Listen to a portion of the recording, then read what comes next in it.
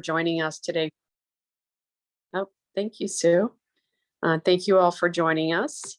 And I want to introduce myself. I'm Lynn Giacobbe. I'm the CEO here at Kendal at Home. And we're happy to have you here as part of our series, our coffee hour series. Today's topic is diversity, equity, and inclusion, something we are hearing about every day. And today is really to talk personally about the importance of this work and the efforts being made, and inviting some important individuals that are part of that work, not only within our organizations, but within our communities. So we're really happy to have you all with us today. I want to introduce Joan Countryman. Some of you may recognize Joan. She's done a number of sessions with us, and most recently with her son and granddaughter, talking about their activism and the work they've done throughout their lives. But she is an educator and also a former board chair of the Kendal organizations and to us individually. So Joan, we're happy to have you here. To be here. And thank you. And Rosa Lycia Mayu is a board member. She's also the Senior Director of Compliance for MFS Investments. Did I get that right, Rosa? Is that right? Yes, and actually, I guess a quick update. Just this week, I was named Head of Compliance Americas for MFS, so I will be sending that update to you soon. Congratulations. Thank you. She's also an active board member, and I think the chair of the board for Stonehouse in Massachusetts, which is an organization that serves domestic violence victims. So something near and dear to my heart for sure. And also a board member of Kendal at Home. So we're really grateful to have you here, and she's going to facilitate us through. And last but not least is my very, very good friend, Marvell Adams, who's the COO of Kendal Corporation, and really leaning in on this work, both personally and professionally within our organizations. So I'm so happy to have all of you here with us. I just want to introduce staff. We've got Ryan Anderson and Sue Whitekin, who are here with us. And the three of us are going to fade away into the background and let you all take over and have this discussion. I just want to encourage people to type any questions or comments in the chat or the Q&A, and we're going to take those hopefully throughout. I'll interject if it's appropriate at that time. And otherwise, we will certainly have time to answer questions and engage in conversations. So we invite people to join us. And I'm going to turn it over to you all. Rosa, you want to take it from here? Sure, thank you. And I believe we're sharing some slides, right, for participants who can see those. Yeah. And so I'm going to do my best just to kind of quickly set the stage, because I think we want to make sure that we touch on what we're trying to touch on today. So hopefully what you hear from us today is authenticity, true stories. It takes, I always say, a lot of courage to really talk about these things, right? But what we're trying to get to is a general, at least across the board, understanding of what is diversity. And for us, diversity today, to the extent that we speak to it, is obviously coming from our own personal perspectives. But this is a very broad topic. And so hopefully, if you haven't seen this before, diversity is this full spectrum of human attributes, right? The other thing we wanted to touch briefly on today is the equity piece of this. I think sometimes, and I've had fairly senior people who say, you know what, I'm not actually quite sure I know what the difference is between equality and equity, right? And my go-to is actually less words and more pictures. I think the particular picture in this slide deck really kind of puts it out there, and it is one of those pictures you won't forget once you see it, right? Mm-hmm. So hopefully that, for those of you who've wondered or had that question, what is the difference? This is the difference. And we are aiming, hopefully, to an equitable society, right? And then finally, as a setting the stage piece, is the inclusion, which is, I always say, is the elusive part, right? The real thing that we're after, feeling like we belong, is kind of key here. So with that, I'll actually maybe open the conversation with our panelists, which is really, what does it mean to you? And maybe Marvell, I'll pick on you first, but when you think of that word, what is inclusion for you? Thanks, Rosa. So for me, inclusion really highlights a feeling of not only a person feeling that they belong, but that belonging comes from the organization, the group, the entity that they are a part of. And that group, that entity has the responsibility to create an inclusive environment. So inclusion to me really means not only being able to have a sense of belonging, but it also means having a sense of belonging and being included as your authentic self, which is one of the points I think people can take away from your graphic here, is that it's one thing to have diversity in an organization and have individuals there that have diverse backgrounds and experiences. It's another for those backgrounds and experiences to be held up and shown as not only a strength, but one that becomes a fabric of an organization. So the inclusion really is woven in, as opposed to inclusion by number. And thanks, Marvell. And I think the quote that I've heard, and hopefully I get this right, is diversity is being invited to the party, inclusion is being invited to dance, right? And so I'm a big fan of that. Again, I'm a huge visual person, so the visual and the story piece of it really speaks to me. Joan, I saw you smile a little bit, but so maybe I'll ask you, what is inclusion? Well, dancing is a wonderful image. One of the things that actually I remember from long ago, and that means early in my adulthood, saying to a group of teachers that my experience, because I was one of those who integrated a school, my experience was that those of us of color, my daughter, I'm at my daughter's house and she has 2 dogs, so they occasionally will bark. Don't be alarmed. We would say we never saw ourselves. And for example, I had no teachers of color until I was, I guess, in college. But in any case, that sense of, stays with me today when I turn the television on. Every time I turn the television on, I don't do it too often, but when I do, I think, I wonder where they found all those people of color, because it was not that long ago that you could count on your fingers the number of people of color you saw. And in fact, my family of origin used to say that the children would say, "Mom, come quick, there's a colored person on the TV," which tells you that we didn't have experienced inclusion, nor did we talk much about it until very recently. And it's interesting, Joan, because as most of if you're in attendance, panels usually have a list of questions that you go through, and so you threw me for a loop a little bit, but I'm glad you did, because we're going to go and touch on something that you just said, which is representation, right? Mm-hmm. And I mean, that's when you say what you say, it's that walking in to a situation and looking around, and you can't help it, right? It's human nature to want to feel like you kind of belong there, and if you look around and you see people like you, you're like, oh, maybe this person gets me. Mm-hmm. Right? And so why, I think you kind of touched on why it's important, that feeling of belonging and inclusion, but why is it especially important this day and age to have representation, and not just in one place, but at every level of an organization? Well, I'll start by saying that one of the things that the big debates we're having in this country about race and class, and whether we talk about those things or not. One of the things that strikes me is that, in fact, we are a diverse society. There are an awful lot of different kinds of people living in every space in this country. And I'm going way beyond skin color or belief or, a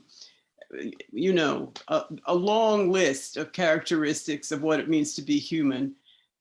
And so to pretend that somehow we could exclude one or more of those characteristics is I have a sense of humor. It's silly. It's because it's not going to go away. So that's where I would start with how important it is. Thanks, Joan. And Marvell, I don't know if you want to add to that. No, no. Joan speaks my mind. Thank you. And so maybe I'll ask this question. So it feels like obviously here we are sitting down having this conversation. You know, I've said to people before, I'm glad we're talking about this. I personally remember I grew up in Los Angeles. I remember the LA riots. I remember my neighborhood burning around me. I grew up in that North Long Beach, Compton area of LA County. Um, and when this all started happening again, it felt like there's a cycle. It's like here's the 60s, here's the 90s, through 30, 30, 30. Is that what we're doing here? Right? And so we seem to be willing to talk about this a little bit more this time around, it feels. Definitely. Why do you think that's happening? Maybe I'll start with Marvell and then Joan right after. Yeah. I think that our society, as Joan pointed out, the diversity is here, but for decades and centuries, it has not been allowed to be in the same realm or in the same sphere of influence or power as kind of predominantly white society might have us think. So, I think it's changed because it is more and more undeniable what we are seeing as a world, in the sense of how people of color, how people of diverse backgrounds, you name it, are treated unfairly. And it's unfortunate, but part of the commentary, I think, is being able to record what is happening right in front of you in that moment, and know that you can show the whole world, just like right now. Anyone could peek in on this conversation.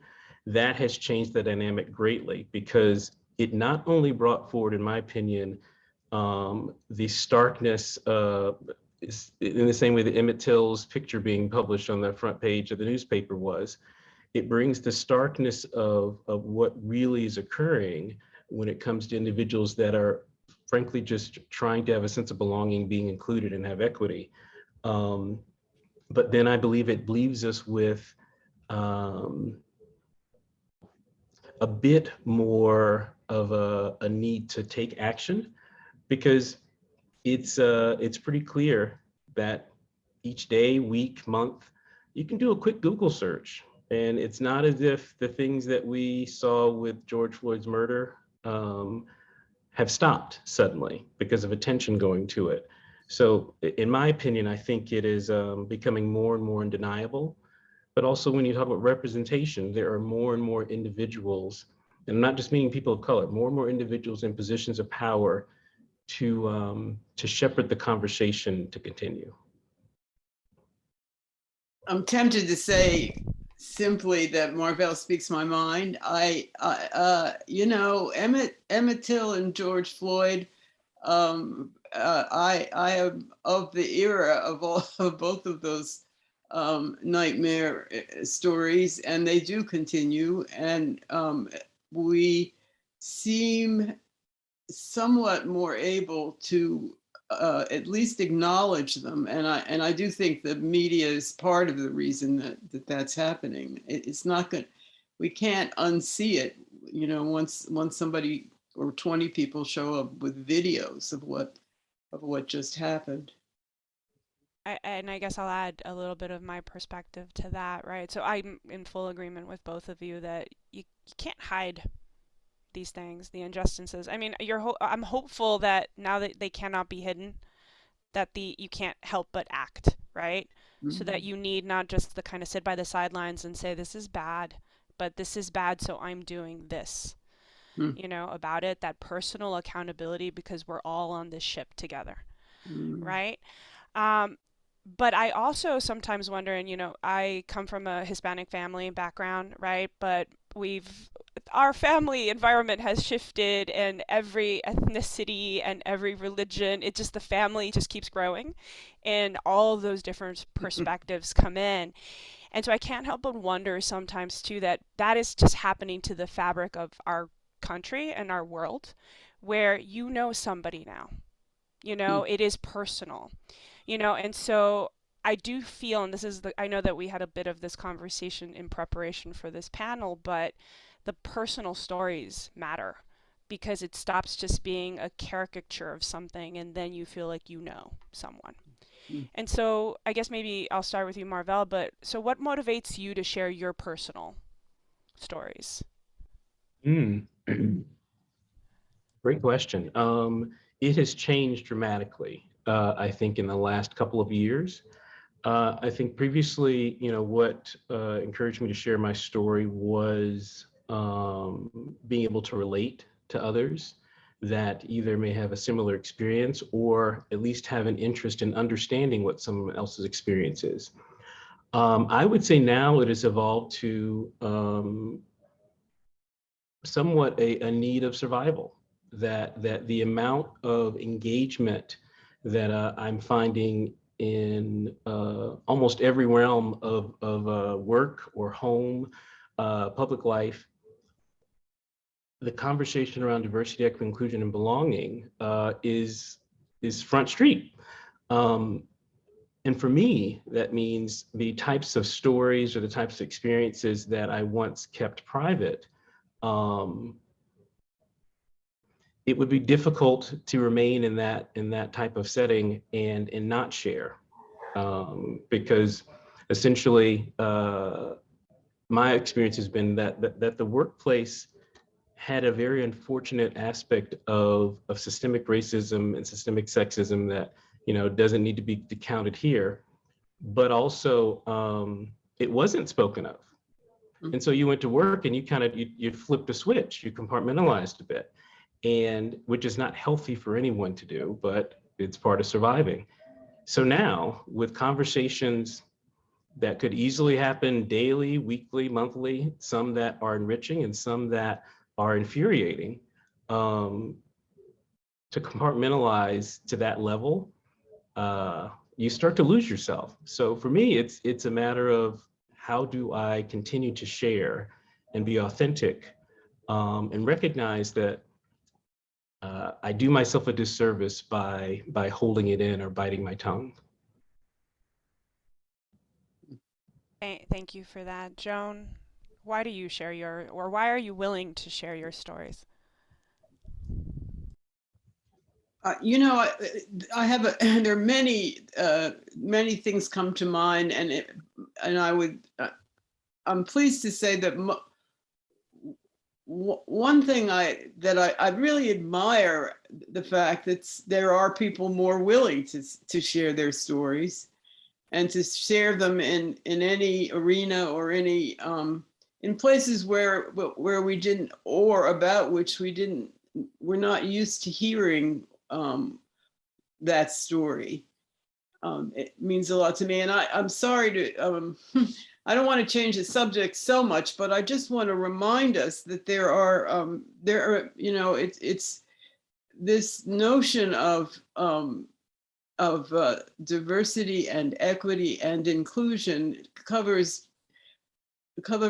all of human experience. And one example that comes to mind is what I thought would happen, and it seems to me did happen during the last flap about what used to be called gay marriage, which to my mind is now called marriage and acknowledged in ways that even 5 years ago were not happening.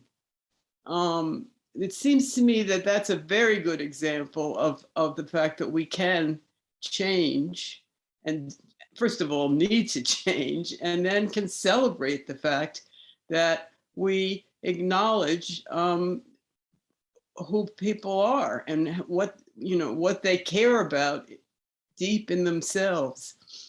Another example that comes to mind, and I without going into great detail, I will say that I keep thinking of a man who was an employee of a major institution that you've all heard of, in the dining hall. And in that dining hall, there was a big, enormous stained glass window with pictures of enslaved people on it. And had been there for quite a long time, maybe 100 years. And everybody walked around and saw it, I would say, including members of my family. And nobody, and ignored it or tried to ignore it, or at least felt it but didn't say anything. And this young man, not that long ago, who worked there, looked at it one day and broke the window. And he said, "I don't mean no disrespect. I just needed to break that window." So first of all, thank you for that. Again, as I said, visuals, right? But breaking that, and it's interesting that you say, that you reminded us of gay marriage when I remember when that was a big thing in the news and everybody thought the world was going to end because all of a sudden this was happening, right? And what happens is you normalize certain things, right? And then you realize things didn't end. It's okay. We're all good. Right? And I think some of what we're seeing is that normalization. I would like to think of humanity, right? We all have all these different things to us. The intersectionality of a lot of it, right? For those of us, Joan and I, who are women of color, right? It's not just one, it's multiple, but most of us have all of these different human intersections, and the ability to actually be able to, especially in work environments where historically we were told, you're not human here. You're the title that you are, or you're this thing, right? Now to be able to be human is a fantastic feeling. And I want to go back to a word that Marvell used, which was switch, right? And I know some of you probably in the audience have heard of the terms code switching. And code switching is basically having to be different people in different places and never being able to be yourself, authentic. And it's exhausting. And if you think about it, it takes away from the value that you can bring to an organization because you have to use so much energy to be something else. And so that's my personal experience with code switching. Maybe Marvell, I don't know if, I don't want to guess that you've had to, but so I'm going to let you answer whether you feel like you've had to code switch. I think the first time I became aware that others saw me do just that was in high school. It was one of those moments where you act smart, so you're white, or the moments where we know you talk like that with them, but with us you seem different. And again, what does that look like? Why does one do that? And in my opinion, when you talk about belonging, inclusion, equity, and diversity, there is a succession of those. And if one does not feel like they belong, but are perhaps forced, like with school, to be in a certain setting, and if you don't feel included, you really have to start to acclimate to the prevailing winds that are there.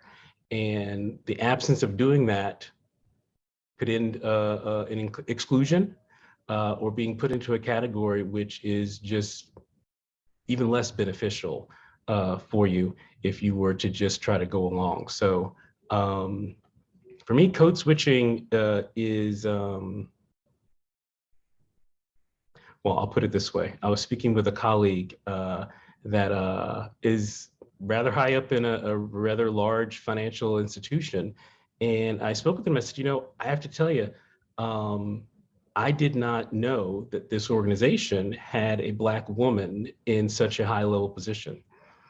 And then we began to have a very kind of conversation, because it's in those moments where representation and inclusion matter, because I felt I could be my authentic self with her. And maybe 15 minutes of the conversation is when it clicked, where you both kind of realize, yeah, I am comfortable. Yeah, we can have a conversation. And it's not about anything negative or with malice, but instead, I think for people that are underrepresented, it's very rare to find a space where you can be fully authentic.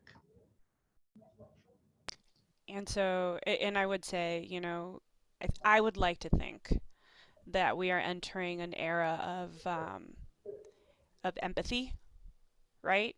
and of understanding, and hopefully organizations understand the actual, I mean, I guess if you don't want to think of it from your heart, think of it from your head, right? It's like it's the right thing to allow people to be themselves and be empathized to that, but people who are allowed to be themselves are more productive and more efficient and spend less time too worried to try to have this switching happening, right? So I always say to folks, either way, I would love it if it came from your heart, but I will take either, right? I mean, at the end of the day, I guess the other thing you touched on was that organizational bit, right? And we touched on it a little bit about representation, but how do we propose organizations involve underrepresented populations more often? How do we diversify without it feeling like tokenism, right? And I don't know, maybe Joan, if you want to go first.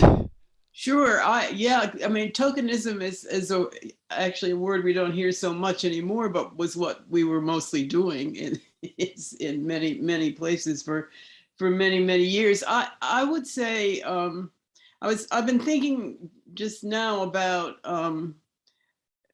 well, certainly within my very diverse family, the journey that the individuals go from childhood into adulthood. I mean, like Marvell, I can think of lots of examples in high school when I realized that I either that I had already been doing something for a long time, or that I just now needed to respond in a particular way because of the difference in who we were. But I have a lot of stories of my daughter who is very light skinned and biracial. When she was 5, saying when somebody said, "Well, her mommy is black and she's white," my daughter said, "No, my mommy is brown and I'm a little bit white." Now, the truth of a 5-year-old, I treasure those truths because we need to keep those in mind. And then I'll say that my grandson, whose mother was Dominican and father, my son, in mixed race, was once asked by a guest at a party at my house, "And where are you from, little boy?" And he said, "Michigan." Again, a 5-year-old was speaking a kind of truth that we all need to embrace.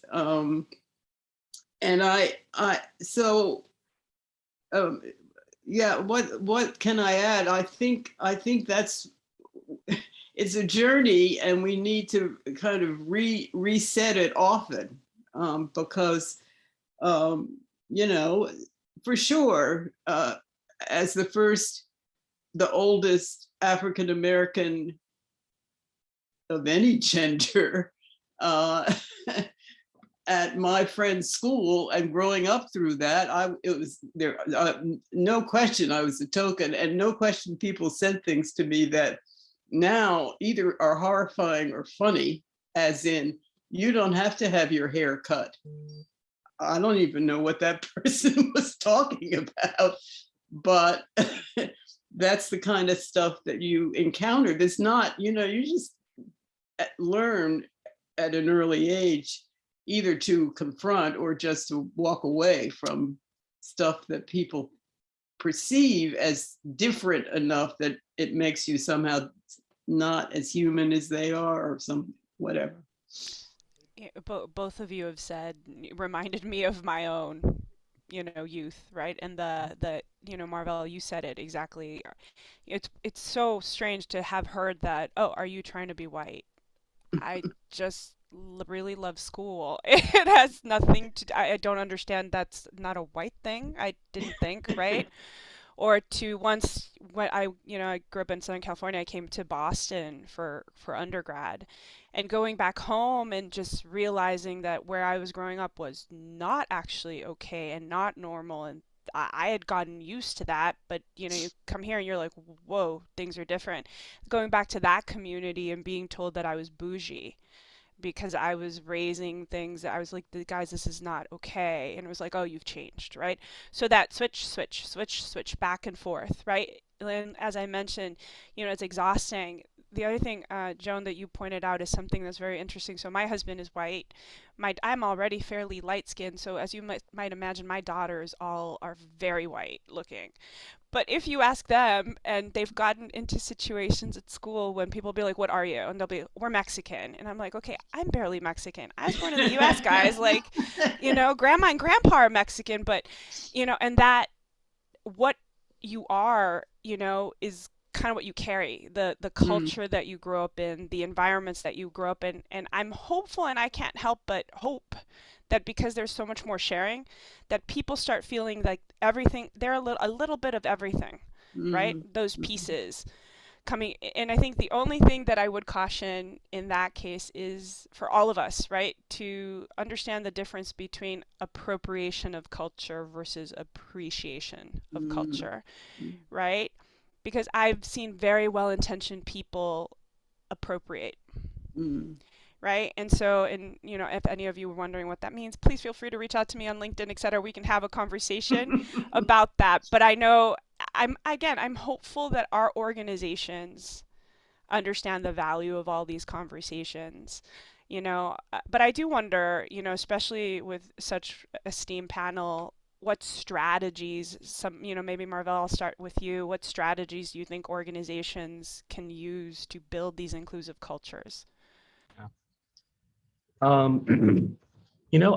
think it comes down to an organization taking a hard look at what they're sincerely inviting in.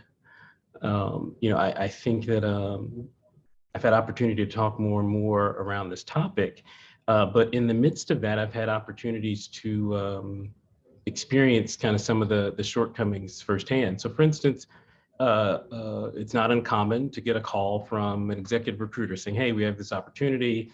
But it's also very common that in that position description, they talk about a diversity of work environment, that they want inclusion.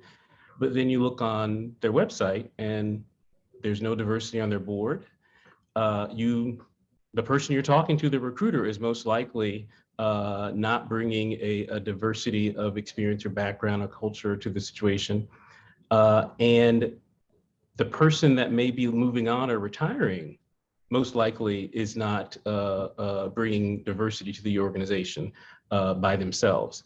So when I think of that, and I have posed this to recruiters before, if you're telling me that this board would like to have me as a potential candidate for this role, and that they really value diversity, what are they telling me if the one thing they have control over, which is their board membership, that they have not done anything to change the diversity of that board? And so it's the wedge of tokenism, and it's just saying it up front, as opposed to before of doing this hire and having being insidious or an elephant in the room. There's much more purpose in holding up and highlighting the need for diversity. But I think the strategy that is missed is it's first a very inward look.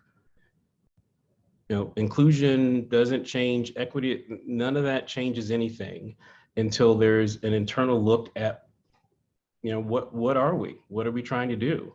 And I think, as everybody can appreciate, if you're a fan of the theater, if people of diverse backgrounds want to be in the room where it happened, and when that doesn't happen, you have a lack of diversity of thought. You have a lack of strategy around how to improve that, and you end up with being what you've always been. And that's the piece of it, that the strategy of looking inward sometimes gets missed. Joan,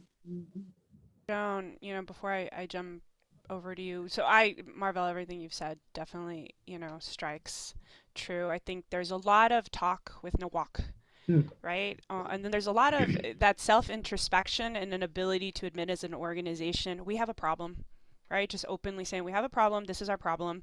You know, we want to bring in diverse candidates, but the diverse candidates are going to be paying attention to who the interview panel is, right? And if your interview panel is not diverse because you are lacking diversity in an organization, don't go find people within your organization who happen to be diverse to put in front of a candidate. You know, again, I've actually had this conversation with somebody I mentor who was going through an interview process, and she said to me, they put people in front of me. Once I got to talk to them, I realized I would never work with these folks. They were just trying to show me something that I was not actually going to see. Right? So just instead, she specifically said to me, I would have rather have had them tell me, we don't have a lot of diversity here. We are doing our best to expand and grow and evolve, right? To bring that in. But that does require that ability to say, we have an issue, we're trying to find ways to solve it, we are not perfect, we need some time, right? And I would say that organizations, especially corporations, tend to struggle to do that, to admit that, right? But then what happens is you may actually get lucky and bring in some diverse talent, but it is not going to stay long. And it looks worse to have that, you know, rotation and loss of diversity. I'm going to get off my soapbox at this point. Joan, any ideas on strategies? Well, I mostly need to say yes at every level, and that means, as you both indicated, it's not enough to show up with one person who's different from everybody else. It's not, and it's not enough to show up with 10 people. And particularly if the leadership, that is the board, and I too have worked with some more than a handful of organizations in recent years that are looking at the DEI challenge, and they need to start with the board, because it's all very well to have a committee that addresses recruitment or something. But if the people you've recruited look, and they will, they'll notice what's going on. And I also, the experience of a board's self-analysis I think is very healthy for a board to say, okay, who are we after all? And are we just paying lip service to these ideas, or are we doing not just one or two things, but doing everything necessary?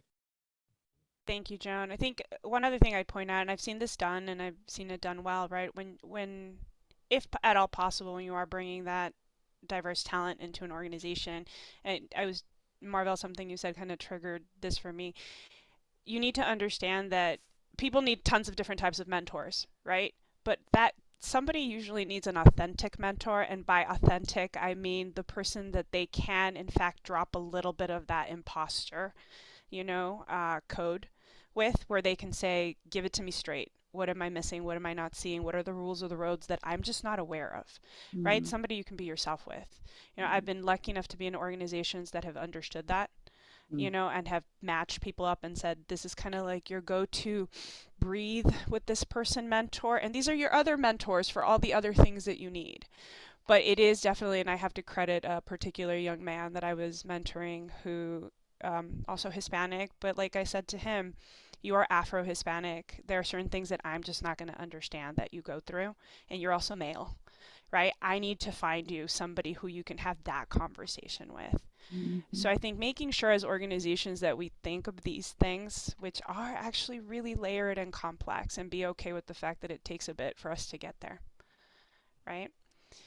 I know we want to leave time for some questions, hopefully, but maybe, and again, Marvell, I'll start with you, but what advice would you give to those who want to help with DEI work, but maybe are just not quite sure where to start? Yeah, that's the big question. Gosh,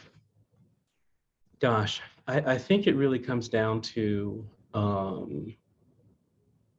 recognizing that this is and will be extremely difficult. In my mind, when someone goes and spends a few semesters or a few years or immersively learning Japanese, there is an understanding that I don't know how to speak Japanese. And I think that it would seem foolish for someone to show up to, Japanese 101 and say, no, I don't have that much of a problem with speaking Japanese. But if you could help me a little bit, or, give me a few key words and then leave. So, really part of it, in my opinion, comes down to you really have to do your own inventory. And if that's not where your head is right now, to be able to do that, that's okay too. You have to decide where your journey really begins, because I think for some, it's there's a real need to understand better by just listening and recognizing that just listening is okay. And there's also a need to understand that engaging in those conversations, you have to be ready to respect the perspective that those you're engaging with are bringing, because otherwise you end up minimizing, you end up placating, and all of that comes from the fact that you didn't really bring courage to the table when you started the conversation. And so you get nervous, like anybody would. If I was in semester 3 of Japanese and had not really paid attention the first couple semesters, but just kept talking, it gets kind of tough. And unless one steps back and says, I need to go back to 101 or whatever the prerequisite is for that, and it's not a judgment thing. It's the fact that right now, everyone has access to all information on Earth through their phone. And so to recognize that a board that pushes back and says, well, we're in the middle of Vermont, there's no diversity. When's the last time your board came together in person? Because right now, none of us are in the same room, but you could, so the tools are there. And I think folks recognizing that any excuse or any reason you can think of not to is one that someone thought of before, and that's why things don't move forward. So I have to say that word, courage, right? The courage to admit that you're not ready, you don't know, you might have to go back, remedial Japanese, right? You might need to go back, and there's pieces of that language that you didn't pick up because it wasn't front and center, right? And so you might need to go back. I always say there are a few folks who'll be like, well, how do I help without stepping in it, without saying the wrong thing, right? Well, go into the situation and say, hey, I may say the wrong thing. I may screw this up. I apologize ahead of time but call me out on it. Tell me what I'm doing wrong or what I'm not listening to, right? Which will be very important in that case. Joan, from your end, if somebody's wondering, what do I do here? How do I help? And I'm not sure how to start. Any ideas or thoughts there? Well, the examples that both of you have given are wonderful. The other image I have is to think about the fact that you will always be surprised. There will be always something that comes up that you never expected. And I think that's true for everyone. And the example that came to mind was that my architect husband, who's white, feels free to drive down private driveways to look at buildings that he knows are of interest to him. Now,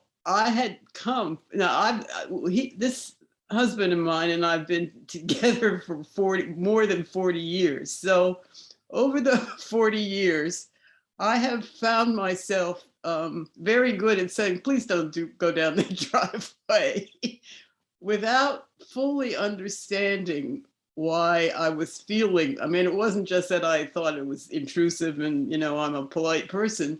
It was because in my gut, there was fear that we do that.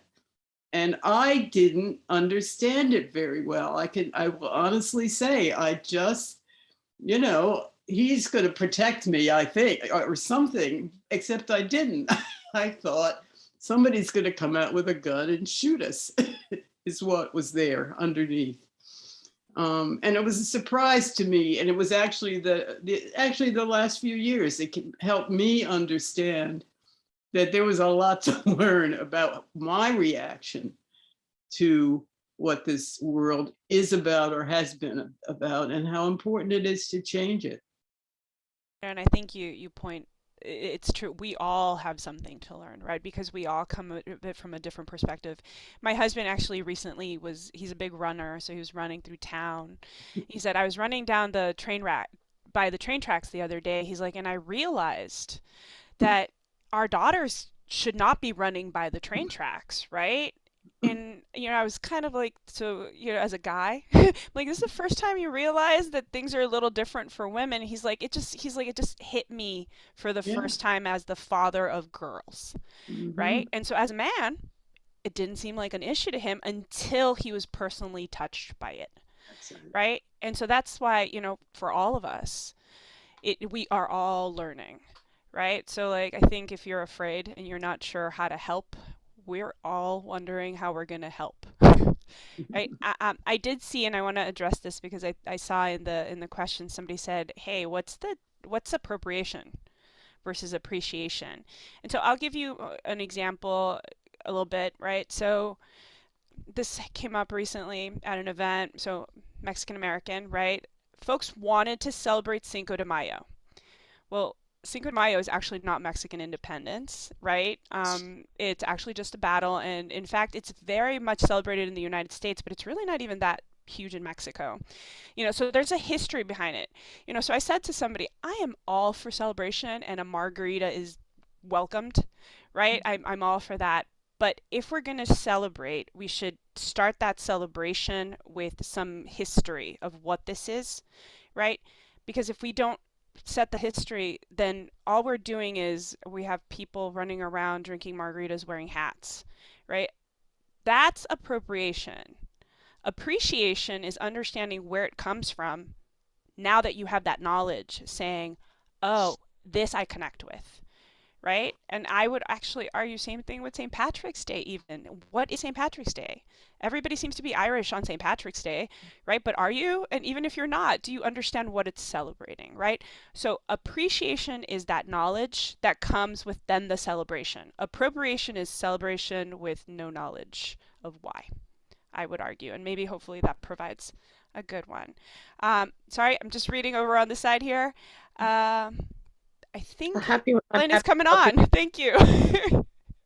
I'm happy to help you with those. I'd say one of the questions is, how do you have this conversation with young children and, beginning to open young minds? It seems like that's probably the most important time to begin having these conversations. Any thoughts around that? Marvell, you have a lot of experience with all the little ones in your home.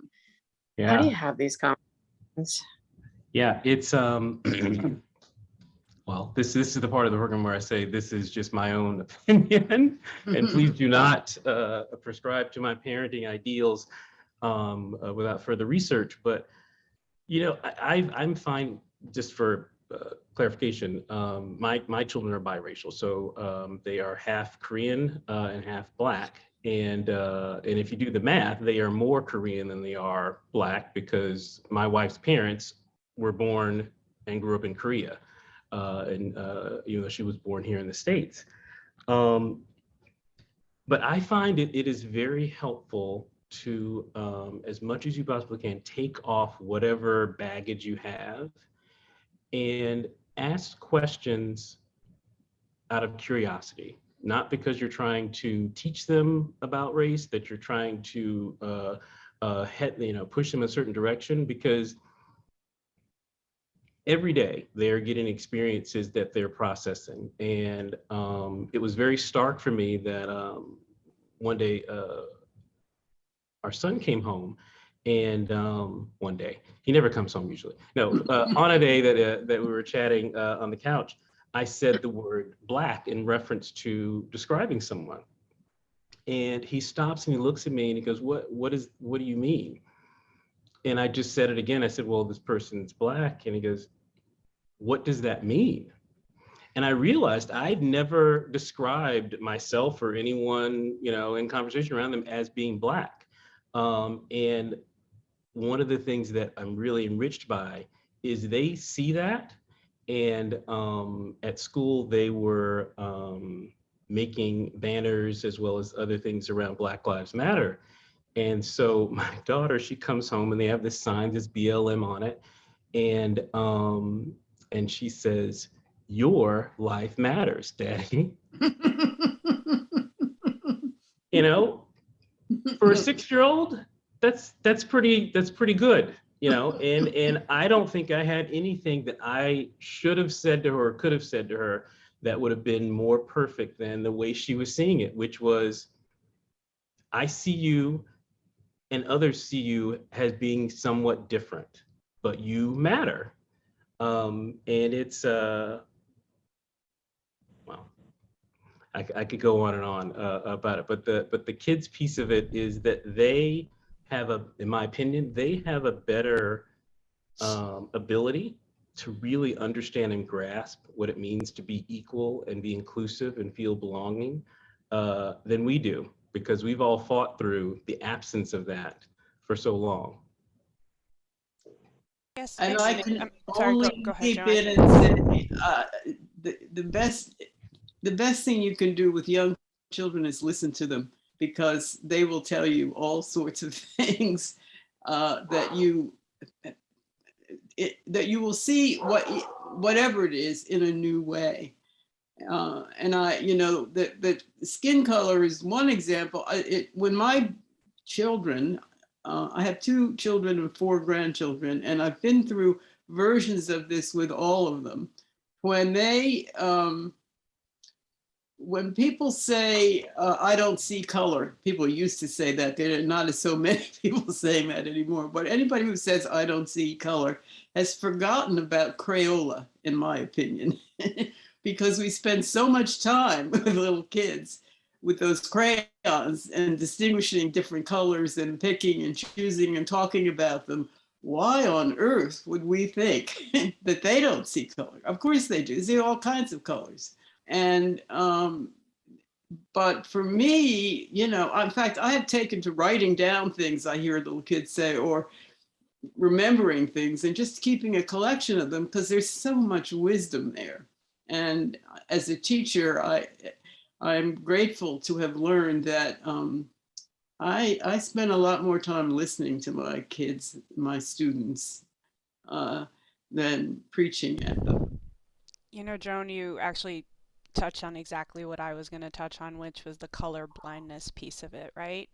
We all see it. Why would we pretend not to see it, right? And so I love having those conversations very openly with my kids.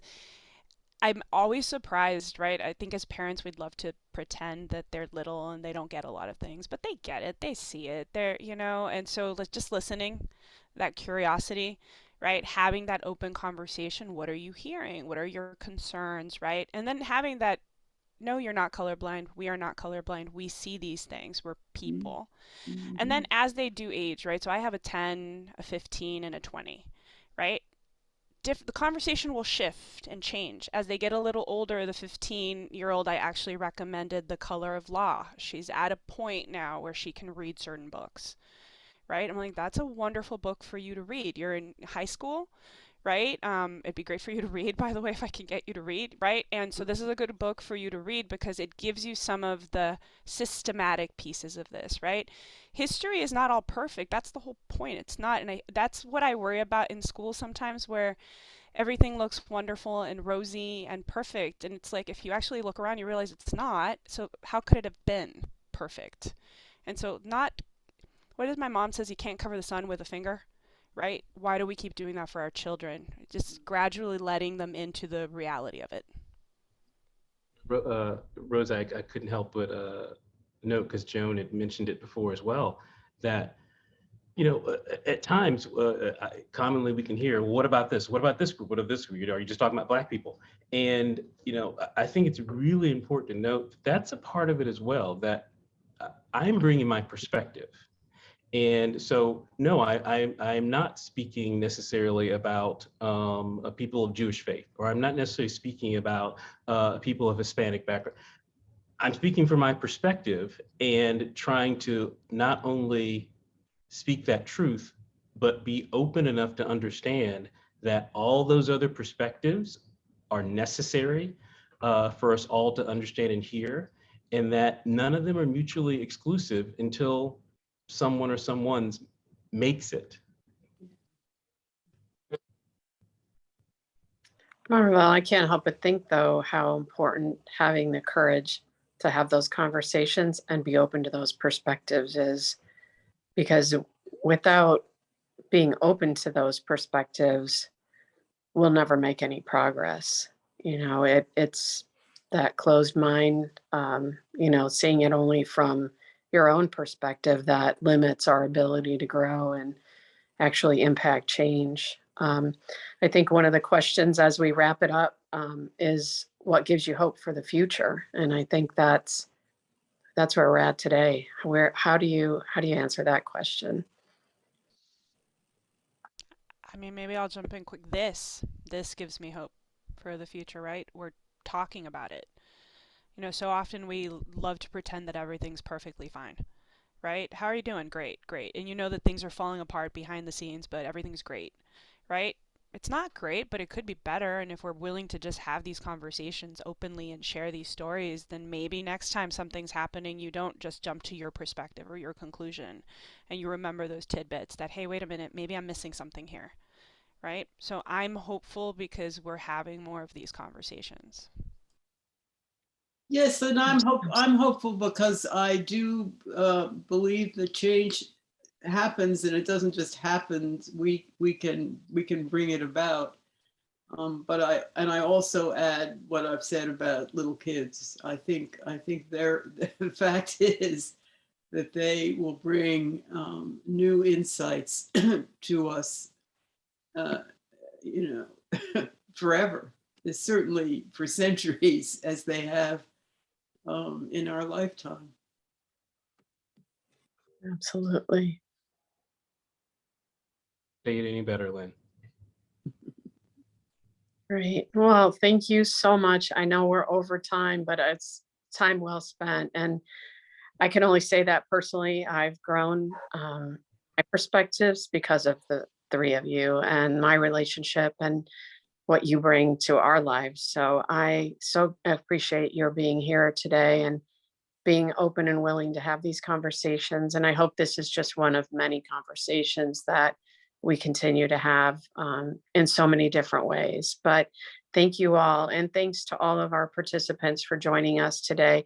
This will be posted on our website. So if you want to share it with others, we welcome you to do that and invite folks to have a listen to this conversation and continue in the future with us.